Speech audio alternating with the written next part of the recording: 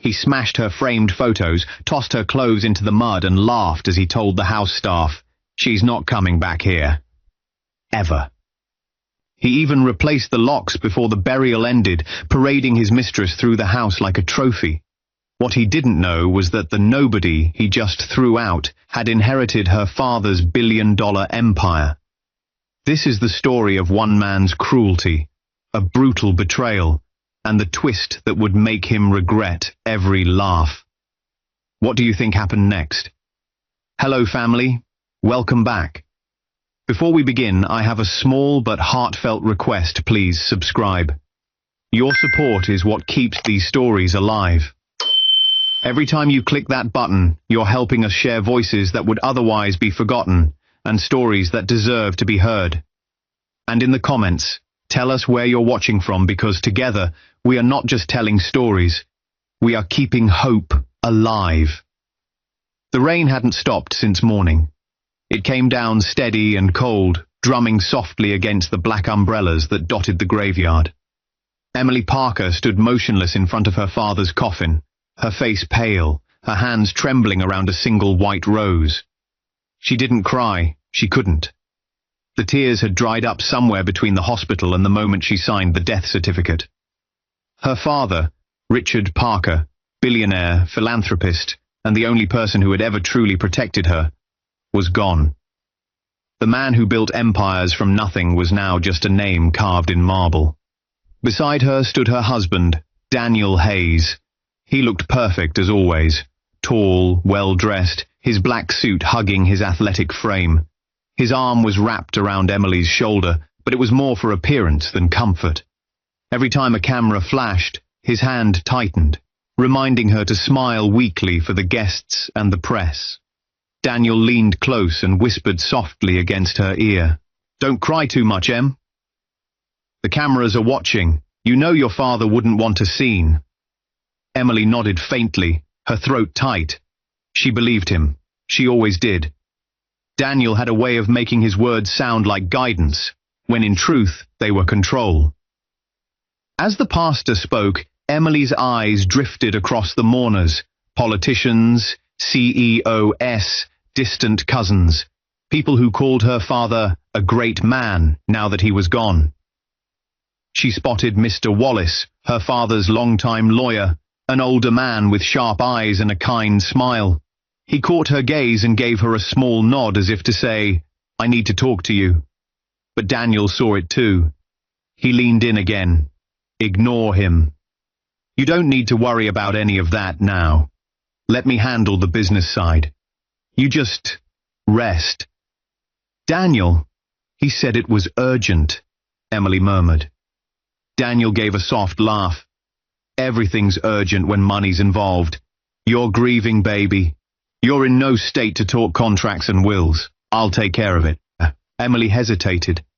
His father had always handled his affairs privately, even with Daniel. He didn't trust easily. But now, in her fog of grief, she didn't have the strength to argue. When the coffin was lowered, a single sob escaped her. The sound tore through the rain. Daniel's arm tightened again, but this time it wasn't comforting. It was possessive. "Enough," he whispered through clenched teeth. "Everyone's watching."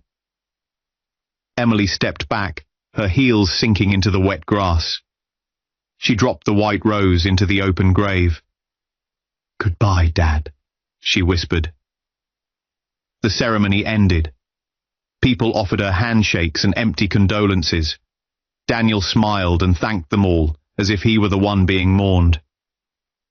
When the last car drove away, Emily stood in the rain a little longer, alone with the silence.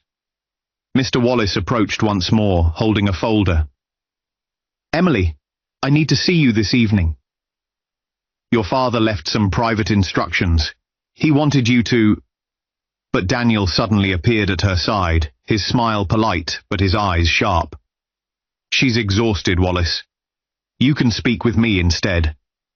"It's meant for her directly," Mr. Wallace said. Daniel's voice cooled. "And she's not in the right state to handle anything legal. You can send it to my office." Emily opened her mouth. but Daniel touched her arm gently, a silent command. The lawyer frowned but nodded reluctantly. Very well. But Miss Parker, please don't delay too long. Daniel's hand lingered at the small of her back, guiding her toward the car. His tone was low and smooth. You don't need to deal with all that stress, Em. Let me take care of everything. You've been through enough. She wanted to believe him. She always wanted to believe him. Later that evening, the mansion was quiet when Daniel returned home, but not because it was peaceful. The quiet felt wrong. The loyal staff, Mrs. Cooper the housekeeper, James the driver, were nowhere to be seen.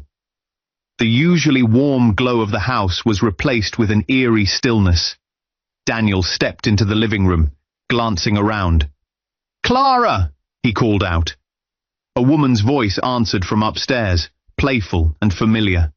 "Up here, baby!" Clara descended the stairs wearing one of Emily's silk robes, light blue tied lazily at the waist. She was beautiful in a sharp, dangerous way, with red lipstick and a smile that dared anyone to call her out. "You look too comfortable," Daniel said with a smirk. "You said make myself at home." "I did." He leaned against the railing, looking around the grand hallway. "You know, it's funny. Emily's father dies, and suddenly the whole place feels lighter." Clara laughed. "Maybe because the old man's rules died with him." Daniel smiled, his reflection gleaming in the glass cabinet. "Exactly. She's been living under his shadow, always timid, always obedient. Now she's nothing without him. Poor little Emily." "What about her?" Clara asked, almost teasing. "What if she comes back tonight?" Daniel chuckled. "She won't. She's probably crying on some grave somewhere. You don't understand her, Clara. She's weak. She can't fight. She's always depended on me to think, to speak, to breathe." He walked to the mantel, picked up a framed wedding photo, and stared at it with cold amusement. Then, with a flick of his wrist, he smashed it against the floor. The glass shattered. "That's over. By the time she drags herself home, she'll find her things on the curb and a new lock on the door." Clara watched him carefully. "You're really going to do it?" Daniel smiled, a cruel twist at the edge of his lips. "I already did. I told the staff she's unstable, unfit to manage her own affairs, had them pack everything, her clothes, her jewelry, all in garbage bags. The neighbors will think she's lost her mind." Clara's laugh was low and pleased. "And her father's company." Daniel's eyes gleamed. "That's the best part. She's the only heir, but she doesn't know a damn thing about business. Once she's gone, I'll take control. As her husband, I can act in her name. I've already called the board for a meeting next week." "You're cold," Clara whispered. "I'm practical." He poured himself a drink. "Emily was just a bridge. Now that I've crossed, I don't need it anymore." That night, the sound of a car pulling up broke through the rain. Daniel looked out the window. Emily. She stepped out, her black dress soaked, hair plastered to her face. Her eyes were hollow, grief mixed with confusion. She carried nothing but her purse and the rose she'd picked from her father's grave. When she reached the front steps, she froze. Her belongings were piled by the door, suitcases, boxes and trash bags, all dripping wet. She blinked, shaking her head. No, this can't be right." She reached for her keys, fumbling, but the lock didn't turn. Daniel opened the door, just a few inches, leaning casually against the frame. Clara stood behind him, arms crossed, smiling faintly. "Daniel," Emily whispered. What happened? Why are my things outside?" "Because you don't live here anymore," he said flatly. Her lips parted in disbelief. "What are you talking about?" "This is my home. Our home. Correction. My home." He stepped forward, lowering his voice. "You're your father's daughter, sure. But he's gone now. And I'm your husband. I'll be handling things from now on." Handling things? Yes, he said smoothly. You're not well, Emily. You're unstable. You've been talking to yourself, skipping meals, scaring the staff. You need rest. I can't have you ruining your father's legacy with one of your emotional breakdowns. Tears welled in her eyes. You're lying. You're doing this to me. Why? Daniel's tone turned mocking. Because you were never built for this world, Em. You think kindness and tears can save you? You're soft. You were always soft. He glanced at Clara, who was smirking from the doorway. Meet Clara. She'll be staying here. Don't worry. She won't touch your things. We already threw most of them out. Emily stepped back, her chest heaving. You're throwing me out? While I'm still burying my father. Daniel tilted his head, pretending to think.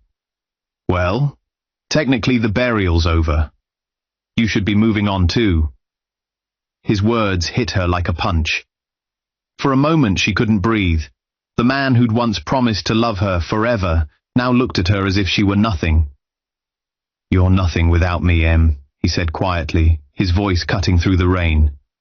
You always were. He closed the door slowly, the sound echoing like a final verdict. Emily stood there for a long moment, rain dripping down her face, her suitcase handle still in her shaking hand. Then she turned and walked down the street, her heels splashing through puddles, her eyes blank. Behind her, Daniel and Clara laughed. He had no idea that the woman he'd just thrown out would one day own everything he thought he'd stolen. If you haven't subscribed yet, we'd love for you to join our community by hitting the subscribe button. Through our stories, we build hope and give a future to children and women who have been abused all over the world. Motivate us by subscribing and turning on your notification bell, so you never miss a story that matters. Also, let us know in the comments, where are you watching from, and how did this story speak to you? The first night, Emily slept in her car. The rain had stopped, but the world still felt cold. She parked under a dim streetlight in an empty grocery lot, clutching her father's old coat around her shoulders. The car smelled of rain, dust, and salt, the kind that comes from crying too long. She hadn't eaten all day. Her phone buzzed with notifications, most from reporters asking for comments about her father's death, a few from people pretending to check on her, but really fishing for gossip. Not one of them was Daniel. She kept replaying his words in her mind. You're nothing without me. Each time she heard it, her chest tightened until she could barely breathe. She whispered to herself, maybe he's right. Maybe I am nothing, but somewhere deep inside, under all the hurt, something small and stubborn refused to die. Something her father had built into her long ago. A quiet strength she didn't yet understand. By sunrise, her eyes burned and her head ached. She drove to a small diner hoping for coffee and a moment to think. The waitress recognized her immediately. Aren't you Richard Parker's daughter? Emily hesitated. I was. I'm so sorry for your loss. I saw the news. And your husband too. He gave such a touching interview yesterday. Said he's doing everything he can to honor your father's legacy. Emily froze mid-sip. What interview? Channel 8, the waitress said, lowering her voice.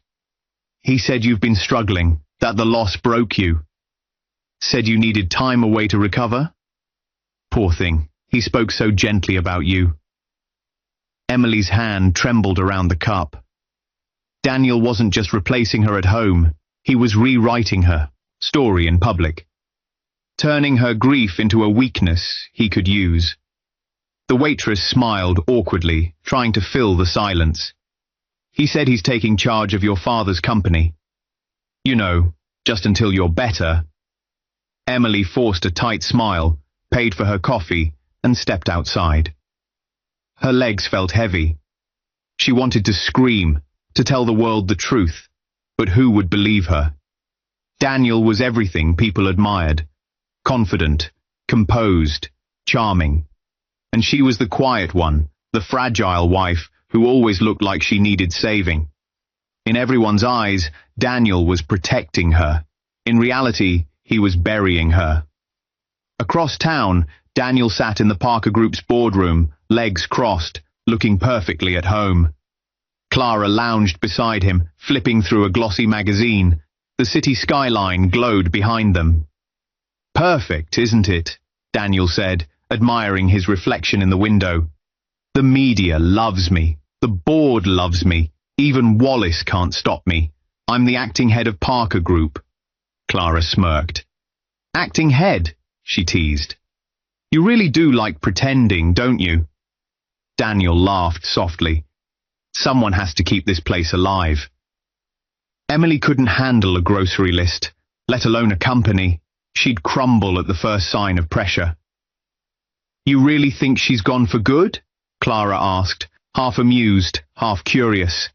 He leaned back, smiling. "She's too soft to survive. I know her better than she knows herself. She'll disappear somewhere, cry for a while, maybe go stay with some old friend, and then fade away.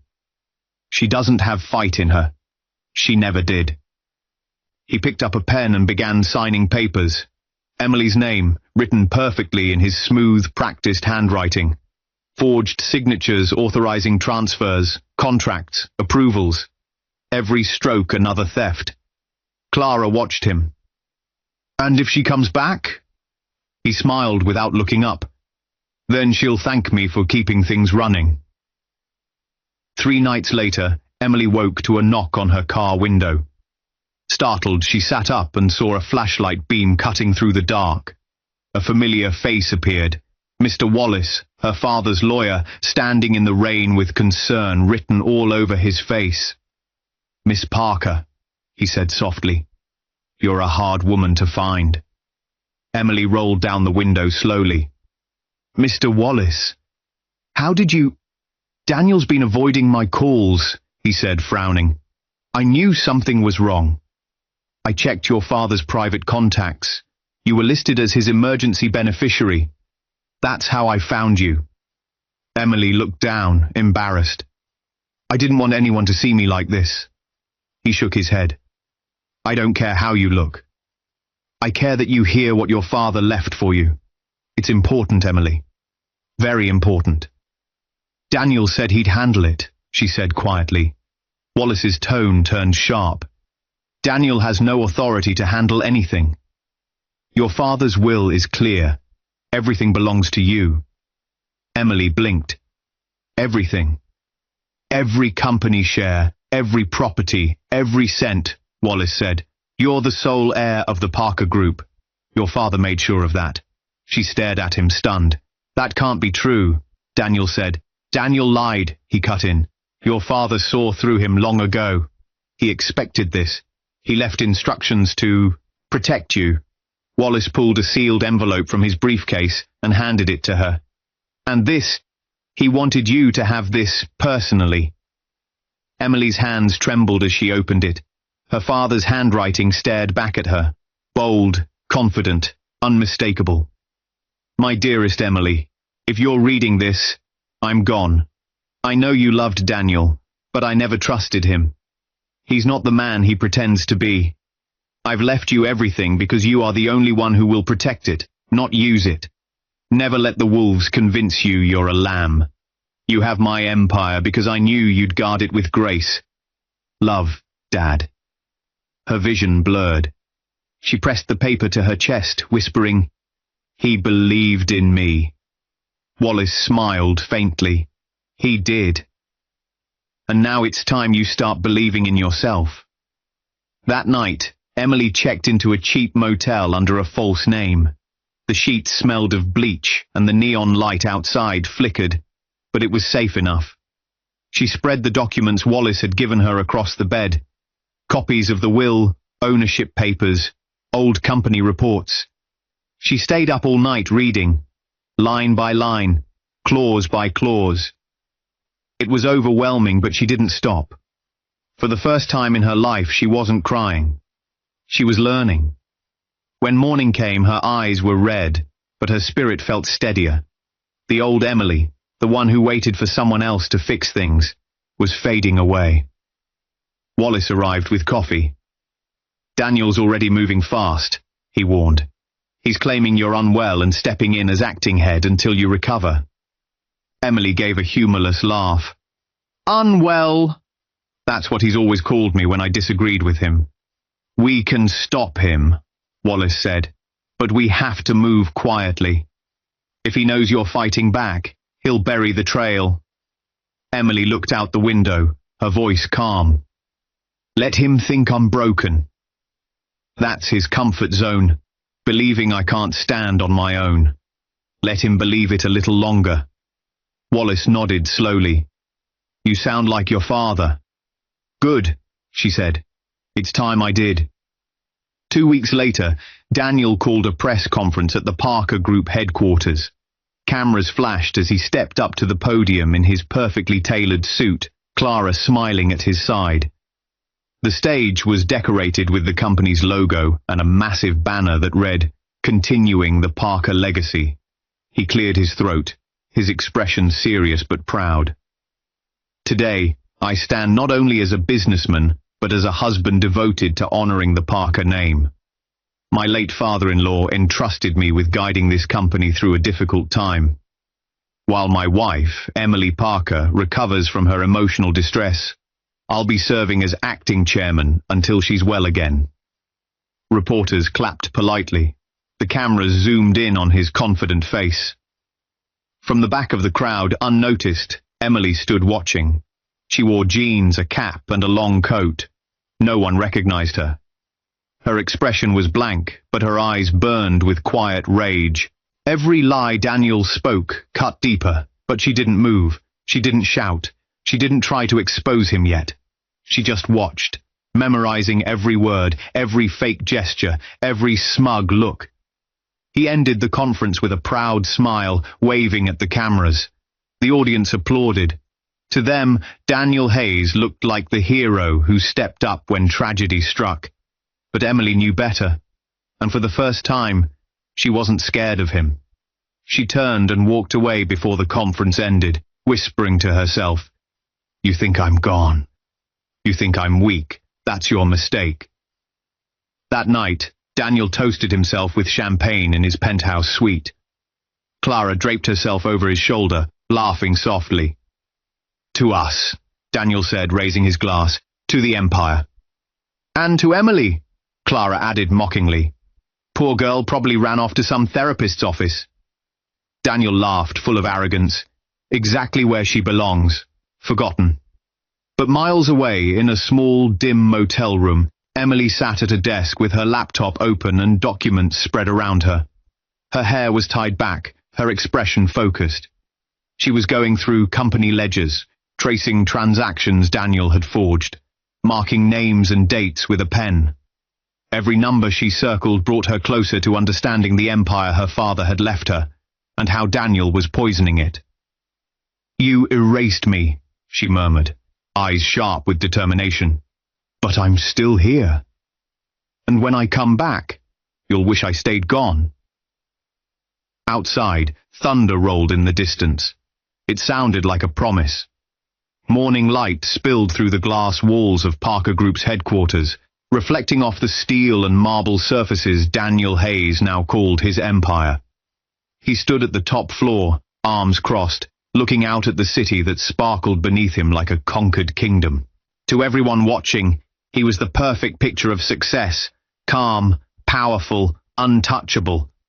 But behind the tailored suit and charming smile was a man who couldn't stand still. Control was like oxygen to him, and every breath he took was about keeping that illusion alive. He'd won. Or so he thought. The company, the mansion, the media, all bent around his narrative. His poor, fragile wife had suffered a breakdown and disappeared. The grieving son-in-law had stepped up to lead. The world believed every word. Even Clara believed it. At least most days. She was lounging on his leather couch, wearing one of Emily's old necklaces, flipping through a tablet full of property listings. "This one's in Paris," she said lazily. "We could get it as a vacation home once the merger's done." Daniel smirked. Paris can wait. I'm closing the Singapore deal first. Once that's done, I'll own half the foreign market. Clara laughed softly. You say that like you already do. I practically do, he said. The board trusts me. They think I'm doing this for Emily. They have no idea she's long gone. It's almost funny. She grinned. You really are a master of the game, Danny. Daniel raised his glass of scotch. That's why you're here, sweetheart. You recognize a winner.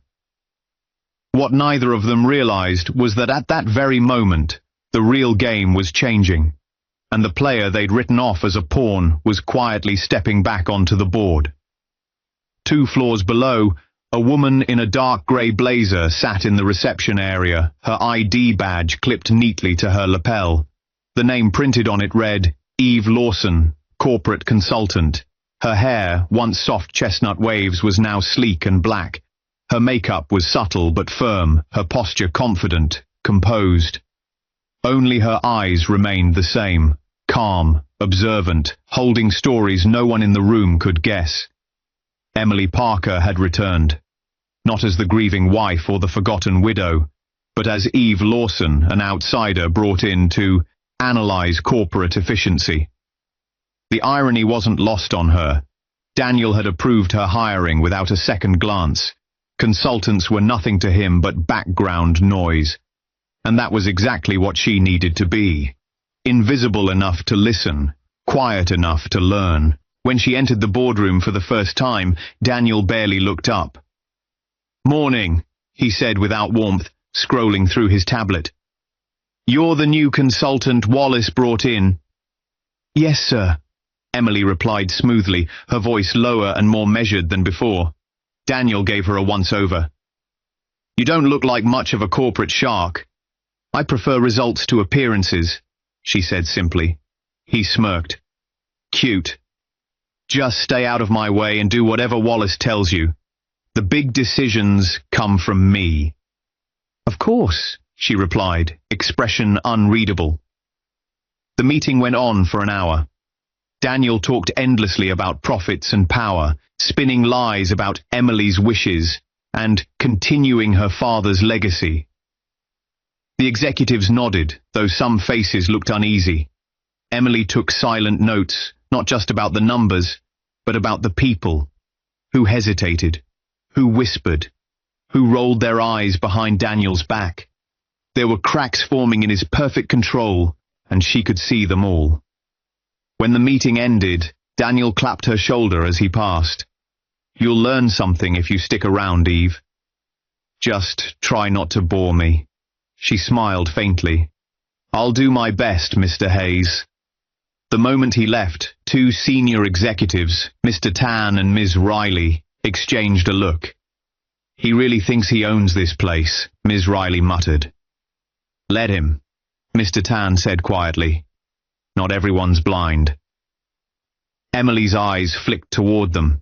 For the first time in months, she felt something she hadn't in a long time. Allies. Over the next few weeks, Eve Lawson became a familiar face in the halls of Parker Group. She arrived early, stayed late, and asked quiet questions that seemed harmless but revealed everything she needed to know. She sifted through files, traced payments, cross-checked invoices. What she found made her stomach twist. Millions siphoned through offshore accounts, disguised as consulting fees, all tied back to Daniel and Clara. She printed copies, photographed documents, and forwarded them to a private server only she and Mr. Wallace could access. Piece by piece, she built her case. But playing this close to the fire came with danger. One afternoon, Clara showed up at the office, unannounced, all perfume and diamonds, trailing her usual cloud of arrogance. She strolled past reception like she owned the place. When she reached the top floor, Emily was leaving the conference room with a stack of reports. Their eyes met. For a brief second, Clara froze. There was something about this Eve that made her uneasy. The posture, the calm eyes, the faint resemblance she couldn't quite place. Have we met before? Clara asked, tilting her head. Emily smiled politely. I don't believe so, Ma'am. Clara frowned, still staring. Then she gave a dismissive laugh. Strange. You look like someone I used to know, before she threw her life away. Emily's expression didn't waver. People do strange things when they trust the wrong person. Clara's eyes narrowed. What did you just say? I said people change, Emily replied evenly. Sometimes they come back stronger. Clara scoffed and walked away, shaking her head, muttering something about arrogant consultants. Emily stood still for a moment after she left, heart pounding, but face calm. That was close. Too close. She retreated to her office, closed the door, and called Mr. Wallace. She almost recognized me. Wallace's voice came through steady. You're doing fine, Emily. Keep your focus. Daniel's growing reckless. That's when people like him make mistakes. He was right. Daniel had started acting untouchable. He hosted lavish dinners for investors, made grand promises, and spoke about expanding Parker Group into international markets. He was selling pieces of the company like candy, desperate for fast money and validation. In one interview, when a reporter asked about his wife, Daniel smiled confidently. Emily Parker couldn't handle this kind of responsibility, he said. She was a good woman, but business isn't built on feelings. It takes leadership. And I was born for that. Those words found their way to Emily's screen later that night. She watched the clip twice, her jaw tightening. Then she closed her laptop, whispering, You were born to destroy. I was born to rebuild. The day of the Singapore deal arrived like a storm brewing. The boardroom was filled with executives, lawyers, and investors, all dressed sharp, all buzzing with energy. Daniel was in his element. He strutted to the head of the table, shaking hands, flashing smiles. Clara sat at the far end, crossing her legs, her smirk already celebrating the millions they'd pocket after the signing. Eve Lawson sat quietly near the corner, flipping through documents. Daniel's voice filled the room. Gentlemen, this is the deal that'll put Parker Group on the global map. I'll be signing on behalf of the Parker estate. One of the investors nodded. We're honored, Mr. Hayes. To the Parker legacy. Daniel smiled wide. To the Parker legacy, he echoed. He reached for the pen, his hand steady, his confidence absolute. And then the door opened. The sound was small, just a soft creak, but it silenced the room instantly. Everyone turned. A woman stepped inside, her heels clicking softly against the marble floor. Her hair was lighter now, her makeup subtle, but her eyes, sharp, unwavering, held the weight of something undeniable.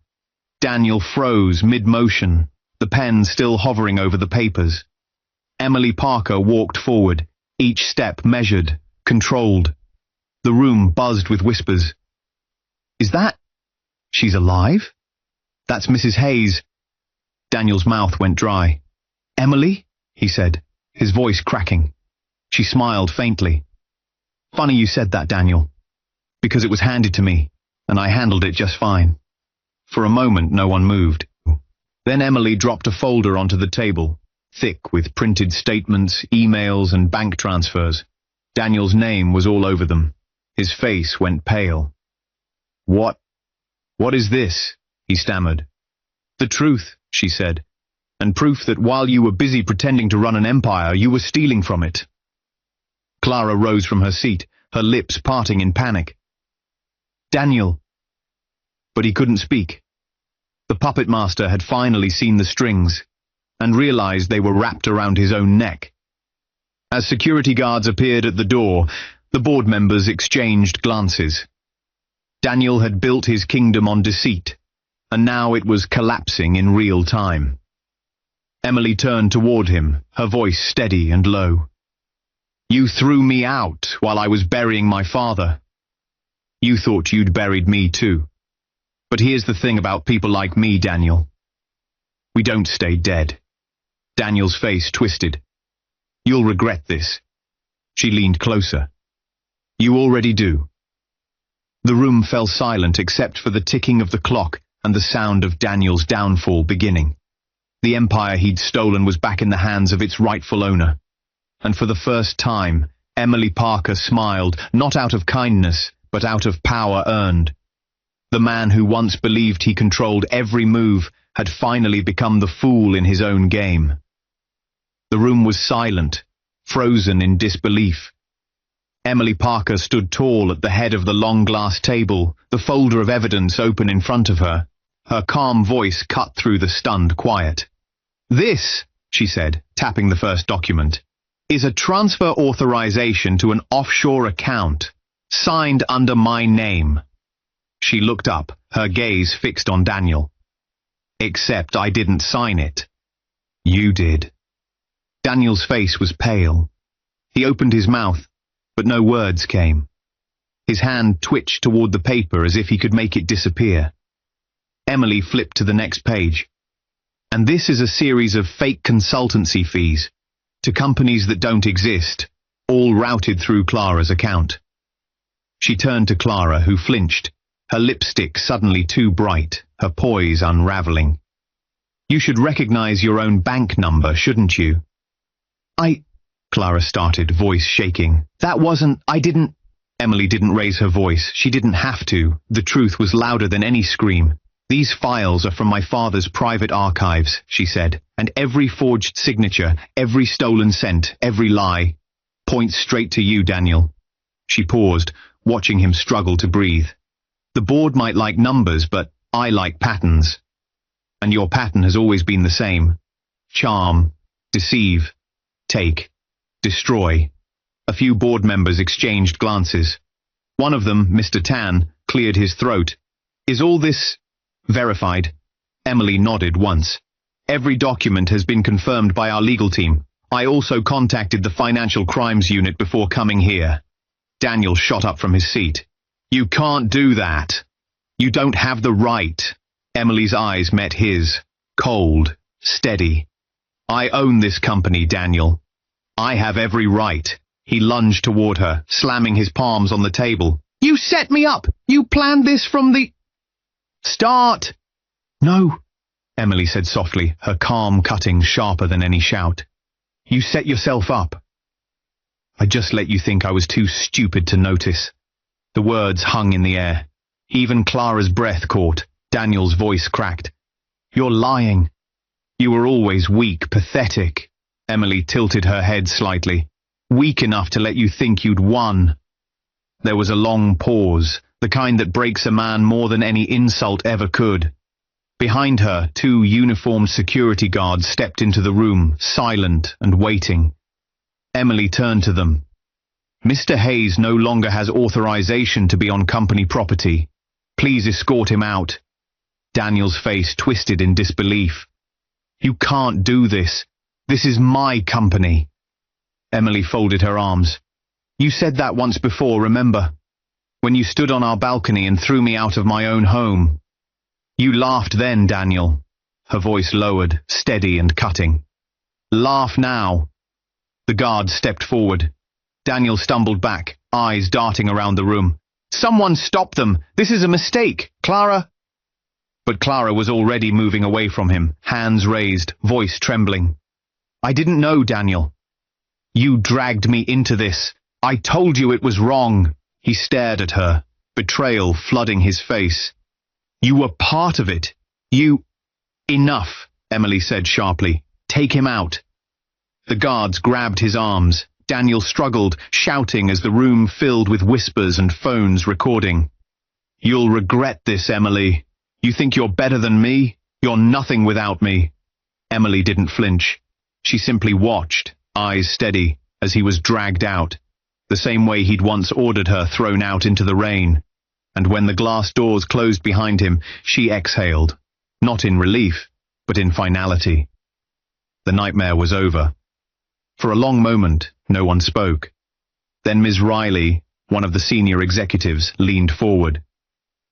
Mrs. Parker, she said softly, what would you like us to do? Emily straightened. First, freeze all accounts linked to Mr. Hayes and Ms. Rivers. Clara flinched at the sound of her name. Emily continued, her tone sharp but professional. Initiate an internal audit of all transactions made in the last 12 months. Every cent will be accounted for. Every lie will be corrected. The room came alive with motion. People typing, calling, whispering orders. For the first time, the chaos wasn't panic. It was purpose. Emily turned to Clara. As for you, she said quietly, you might want to call your lawyer. You'll be hearing from ours. Clara's lips trembled. Emily, please. I didn't mean for it to go this far. You never do, Emily said. Until it does. Clara's eyes filled with tears, but Emily didn't look away. There was no hatred in her face, only the calm of someone who had finally taken her power back. When Clara was escorted out moments later, the boardroom door shut with a sound that felt like the closing of a chapter. By evening, the building was buzzing. The story had already leaked. Reporters crowded outside the glass lobby, cameras flashing as Daniel Hayes was led through security, shouting over his shoulder. She framed me, he screamed. I built this company. She used me. Flashes lit his face. A man exposed, desperate, cornered. Behind the glass doors, Emily stood watching, her reflection blending with his image outside. No, she said quietly, her voice only for herself. You built your own destruction. Reporters turned their cameras toward the building, calling her name, but she didn't respond. She turned away, leaving Daniel's shouts behind her. She took the elevator to the top floor, her father's old office. The room was just as he'd left it. Dark wood shelves, heavy leather chairs, the faint scent of old books and cologne. On the wall hung a framed quote her father loved. Power means nothing if it has no purpose.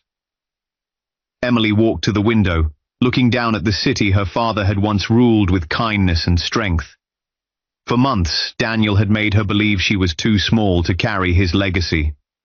But standing there now, she felt something rise in her chest, a quiet certainty that she finally understood what power truly meant. Power wasn't control.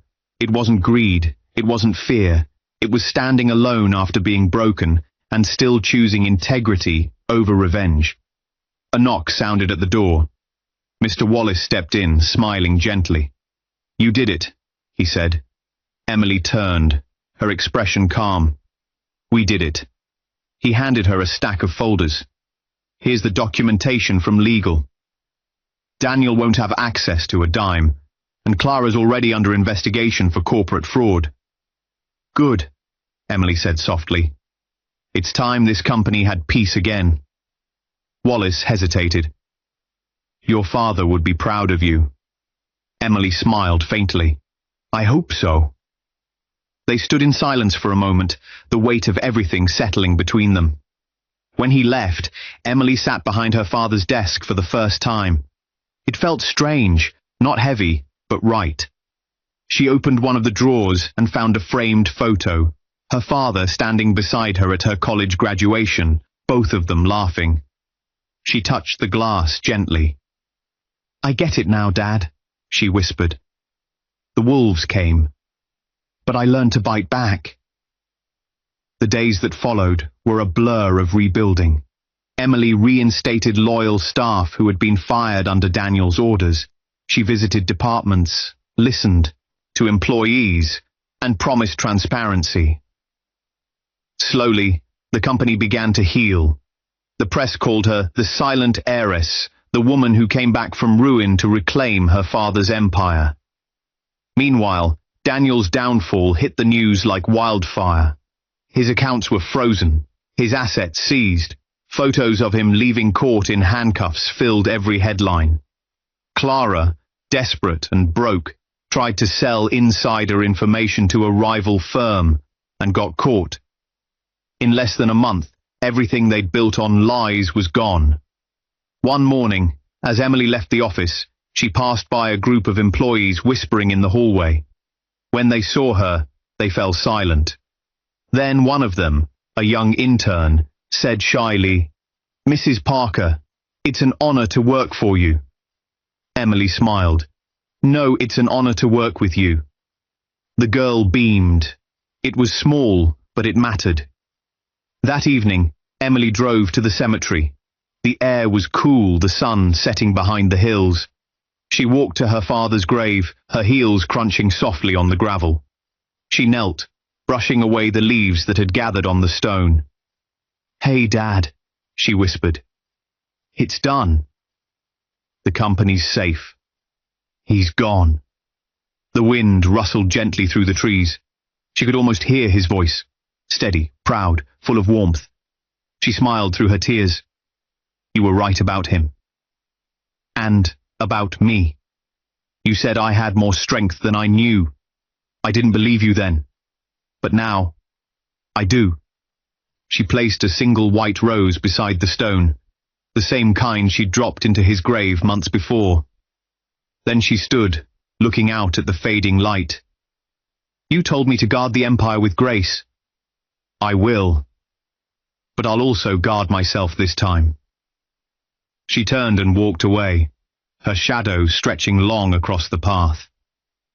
As she reached her car, her phone buzzed with a new message, a quote Mr. Wallace had sent her from her father's old journals. "Kindness isn't weakness. It's the quiet strength that outlives cruelty." Emily smiled, slipping the phone into her pocket. The Empire had fallen, risen, and been reborn, not through revenge, but through resilience. And the woman everyone had once underestimated had become everything her father hoped she'd be: powerful, wise, and finally, free. Some men destroy their own empires by mistaking kindness for weakness. Never underestimate the quiet ones. They remember everything.